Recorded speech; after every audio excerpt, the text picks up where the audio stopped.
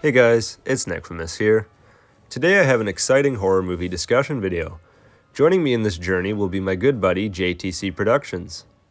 I thought another horror fanatic like myself is just what I need to discuss this. Be sure to go subscribe to him and check out the video we worked on together on his channel. Jason Voorhees, the hockey mask wearing, machete wielding, silent, undead killer from the Friday the 13th franchise. One of horror's most iconic figures. A lot of these things perfectly describe him, but there's one word I left out. Deadite. What are you talking about?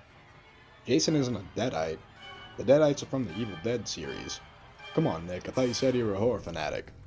I know, it's crazy to say it even out loud, but take that up with Adam Marcus, the director of Jason Goes to Hell, Final Friday.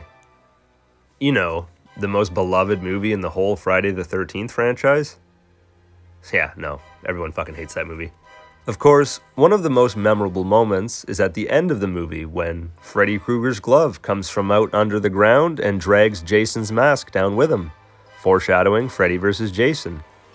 However, there was another subtle crossover that I didn't notice originally, mainly because I got into Evil Dead after I watched all the Friday the 13th movies. I'll let JT explain. Yeah, so like Nick said, Evil Dead has a presence in Jason Goes to Hell. When the main characters are searching in the Voorhees house, they discover the Necronomicon in the basement. Although not named, it's very obviously the same prop used in the Evil Dead movies.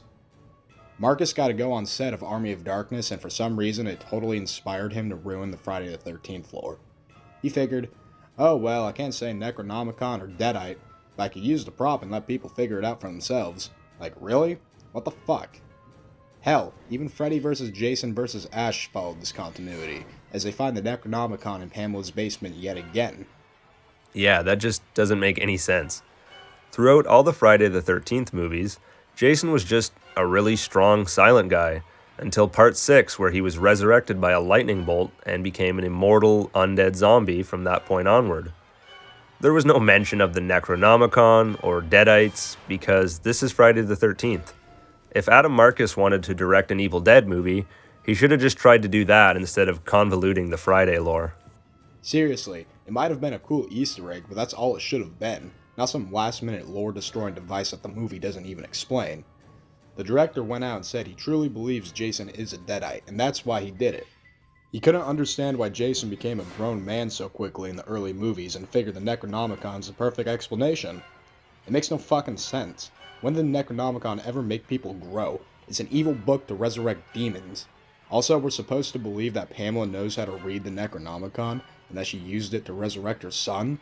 And they didn't even show it on screen. That seems like a pretty important thing to skip. Deadites are loud and toxic demons, bringing out the absolute evil within and making even the nicest people say the most vile things and just act completely unhinged.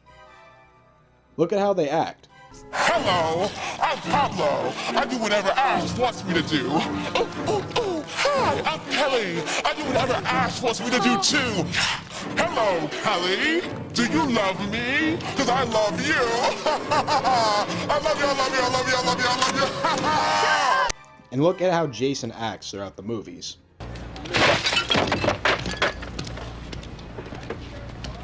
You a dead meat slime bag!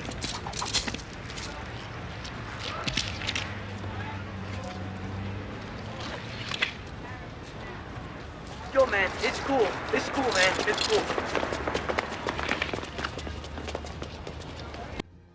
Deadites pretty much just kill for no reason and love to cause violence and mayhem. Jason's motives have been clear from the get-go. He's a vengeance-seeking killer, killing teenagers and anyone in his way to avenge his mother. It doesn't add up with the kind of Deadites we see in Evil Dead. Couldn't have said it better myself, man. Not to mention, Jason is far more durable than any Deadite we've seen. He sure doesn't look like a fucking Deadite to me either.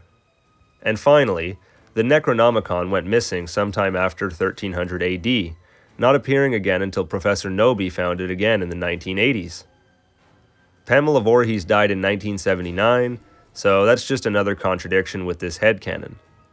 It just doesn't make any sense to try and shoehorn Jason into the Evil Dead lore. I love Evil Dead, and I love Friday the 13th, but this just gives me a headache more than it makes me happy. I always just considered it to be a cool Easter egg and nothing more than that. What do you guys think about Jason Voorhees being a Deadite? Let me know in the comments below. Thanks for watching. As always, this has been Nick. Oh, and by the way, did you know that Freddy Krueger's glove shows up in Evil Dead 2?